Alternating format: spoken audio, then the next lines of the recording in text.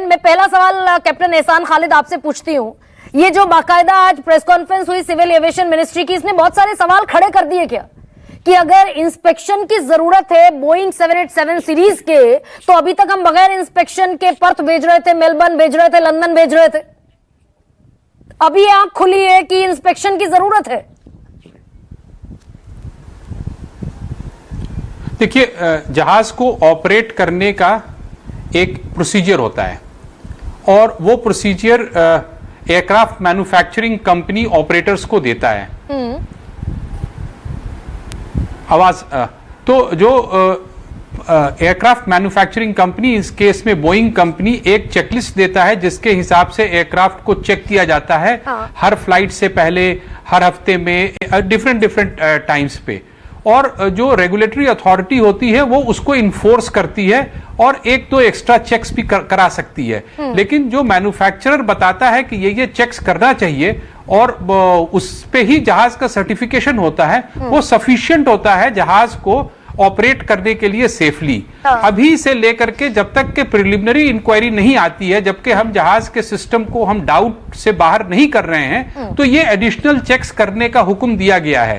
ये aircraft manufacturer के जो चेकलिस्ट हैं उसको ओवरराइड करते हुए ज्यादा सुरक्षा की स्टेप्स ली जा रही हैं। नहीं सर, जो इन स्टेप्स के साथ नॉर्मल ऑपरेशंस नहीं हो सकता है। हाँ, एब्सोल्युटली। आप कह रहे हैं कि मैन्युफैक्चरर बाकायदा एक लिस्ट बनाकर देता है, जैसे इस केस में बोइंग ने बाकायदा एक लिस्ट दी होगी कि इस पैरामीटर पर आपको रेगुलर चेकिंग करनी है। एम आई राइट सर? बिल्कुल, और उसको जो है एयरलाइन को फॉलो करना होता है और डीजीसीए को इन्फोर्स करना होता है। लेकिन यही डीजीसीए जो हमारा रेगुलेटर है, ये लगातार एयर इंडिया को चिट्ठियां लिख रहा था सर, और वो चिट्ठियां क्या थी? सिक्योरिटी लैप्स को लेकर चिट्ठी थी और बाकायदा डीजीसीए ने, यानी हमारे रेगुलेटर ने एयर इंडिया को ये बताया कि गलत तरीके से चेकिंग हो रही है, और एक बार नहीं कई मर्तबा ये चिट्ठी लिखी गई एयर इंडिया को।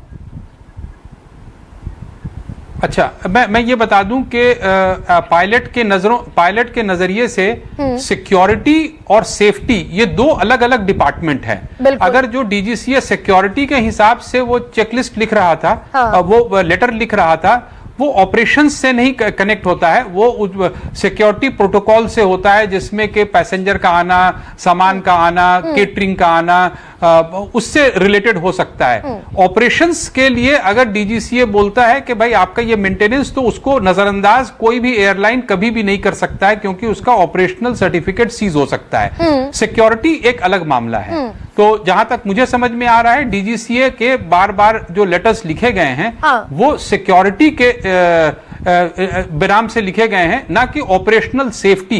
लेकिन अगर डीजीसीए ये चिट्ठी लिख दे और चिट्ठी में ये कह दे कि पिछले 15 दिन में विमानों में जो जो खामियां आई हैं उसकी जांच जरूरी है, और ये भी डीजीसीए की तरफ से लिखा गया है पावर टेस्ट अगले 2 हफ्ते में करना अनिवार्य है, तो अगर ये सारी रेगुलर जांच, अगर ये सारे रेगुलर इन्वेस्टिगेशन हो रहे होते, तो डीजीसीए अलग से चिट्ठी, 13 पॉइंट की चिट्ठी क्यों लिखता? नहीं, मैं ये इसमें कोई दो राय नहीं है कि जो डीजीसीए ने अभी कहा है करने के लिए, वो ओवर एंड अबव जो रेगुलर चेक्स है उससे ऊपर इन्होंने कहा है करने के लिए।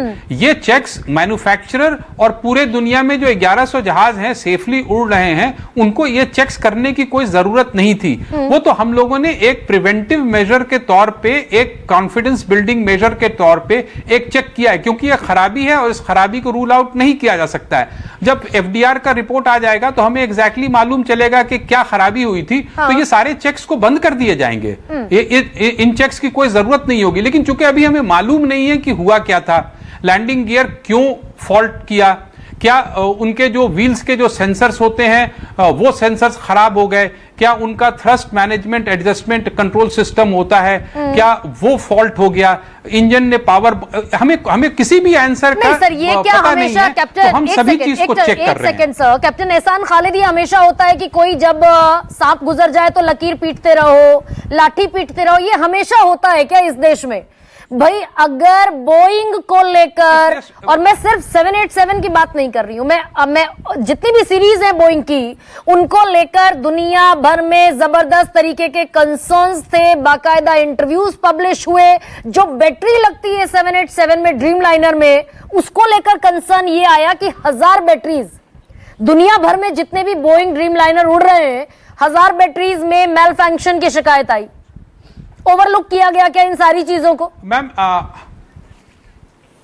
देखिए, जो कमी सामने आती है उसको ठीक किया जाता है, और जब तक वो ठीक नहीं किया जाता है जहाज नहीं उड़ता है। अभी कमी सामने आई ही नहीं है, और अभी भी आप ये समझ लीजिए कि इलेक्ट्रिकल सिस्टम जो है ये सबसे बड़ा क्वेश्चन के दायरे में है इस एक्सीडेंट में। Electrical system, software system, electronic system.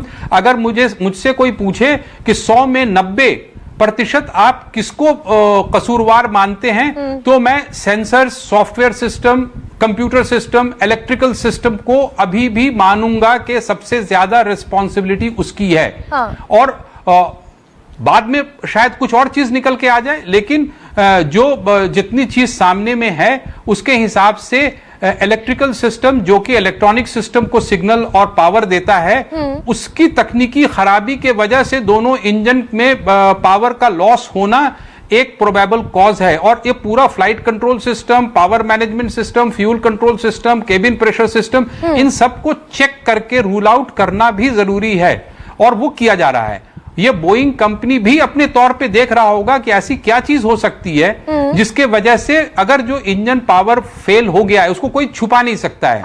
तो इंजन पावर फेल हो गया है, लैंडिंग गियर ऊपर नहीं जा रहा है, क्या जो हमारे व्हील के नीचे में सेंसर्स होते हैं जिनको कहते हैं वेट ऑन व्हील सेंसर, क्या वो फेल कर गए? वो एयर में गए तो वो ग्राउंड ही सोच रहे थे, और अगर वो ग्राउंड पे तो उनको बहुत सारी प्रॉब्लम्स पायलट के सामने में आ जाएगी, जो कि सबसे डिफिकल्ट होगा उस वक्त पे केटर करने का। और उसके ऊपर इस कंडीशन में क्या पावर सिस्टम ने पावर बंद कर दिया? हाँ, एब्सोल्युटली सर, ये सवाल तो बाद में जनरेट हुए ना। अगर हम मुस्तैद रहते, क्योंकि जिस बोइंग को लेकर मैं सवाल ये पूछ रही हूं आपसे कि क्या बोइंग को लेकर, बोइंग की फेस वैल्यू को लेकर क्या हम ओवर कॉन्फिडेंट थे क्या? क्योंकि 737 क्रैश हुआ, 737 के साथ दुर्घटना हुई, 757 के साथ दुर्घटना हुई, 777 के साथ दुर्घटना हुई, 767 के साथ दुर्घटना हुई। तो एरर प्रूफ या एररलेस तो ये सिस्टम है नहीं। दुनिया का कोई भी सिस्टम एरर प्रूफ बनाना बहुत ही डिफिकल्ट है। आपको याद होगा आज से 11 महीना पहले माइक्रोसॉफ्ट के मेन सॉफ्टवेयर में एक बग आ गया था जिससे हजारों फ्लाइट पूरे दुनिया में कैंसिल हुई थी, और वो एक छोटा सा सॉफ्टवेयर अपडेट का बग था, और वो साइबर सिक्योरिटी का बग था, और उसके वजह से सारे कंप्यूटर सर्वर्स हजार डाउन हो गए थे, और ये माइक्रोसॉफ्ट को भी पता नहीं था। तो क्या ऐसी कोई घटना इसके अंदर घटी जो कि इस तरह के चीज से हुई हो? ये बहुत बड़ा और बहुत खतरनाक निष्कर्ष हो सकता है। आप ये कह रहे हैं हमें नहीं लगता कि से रिलेटेड कोई खामी नहीं थी या फिर एक्सपेक्टेड नहीं? बहुत